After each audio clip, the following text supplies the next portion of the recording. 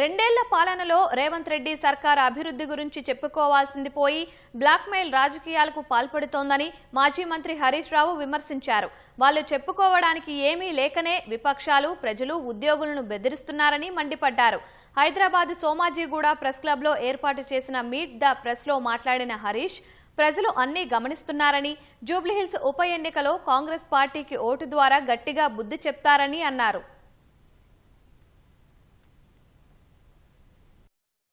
న్యాయబద్ధంగా రావాల్సిన fee reimbursement డబ్బులు ఇవ్వమంటే ఇలా బ్లాక్మెయిల్ రాజకీయాలకు రేవంత్ పాల్పడతా ఉన్నాడు.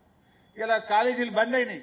జూబ్లీహిల్స్ ప్రజల పిల్లలు కూడా కాలేజీల్లో చదువుతున్నారు కదా, వాళ్ళ పిల్లలు ఎందుకురా బాబు నువ్వు కాలేజీకి పోతలేవంటే ఫీజు రియంబర్స్మెంట్ రేవంత్ రెడ్డి ఇస్తలేడు, మేము ఇంట్లో కూర్చున్నాం, మరి ఆ డబ్బులు ఇవ్వలేడు కనుక కాలేజీలు బంద్ చేసిండ్రు అంటున్నారు. మరి ఆ పిల్లల మంచి కోరుకునే తల్లిదండ్రులు పిల్లల భవిష్యత్తు చెడిపోతుంటే ఇంకా కాంగ్రెస్కి ఏ రకంగా ఓటేస్తారు?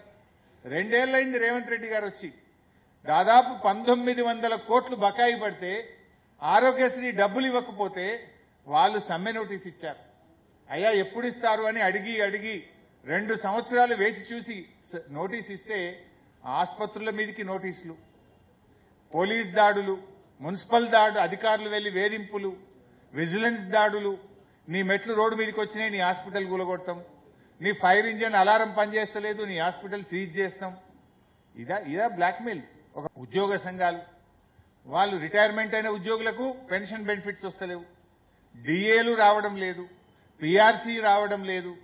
ఉద్యోగ సంఘాలు ఎక్కడన్నా నోరెత్తితే వాళ్ళ మీద ఏసీబీ దాడులు, బ్లాక్మెయిల్. చివరికి జూబ్లీహిల్స్ ఎన్నికల్లో బీఆర్ఎస్ నాయకులను బ్లాక్మెయిల్ చేస్తుండు, జూబ్లీహిల్స్ ఎన్నికల్లో ప్రజలను కూడా రేవంత్ రెడ్డి బ్లాక్మెయిల్ చేస్తుండు. Is a blackmailer. ఒక ముఖ్యమంత్రి 2 ఏళ్లలోనే నీ పని చేశాను, నా ప్రభుత్వం ఇంత మార్పు తెచ్చింది, ఇది మా గుణాత్మకమైన మీ జీవితాల్లో తెచ్చిన మార్పు అని ఓట్లు అడగాలి.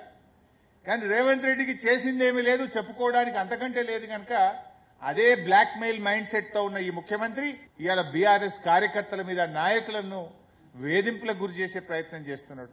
చివరికి ప్రజలతో కూడా ఏమంటున్నాడు, మీరు కాంగ్రెస్ కోటేయకపోతే మీ రేషన్ షాప్ బంద్ అవుతుంది, మీ పెన్షన్ బంద్ అవుతుంది.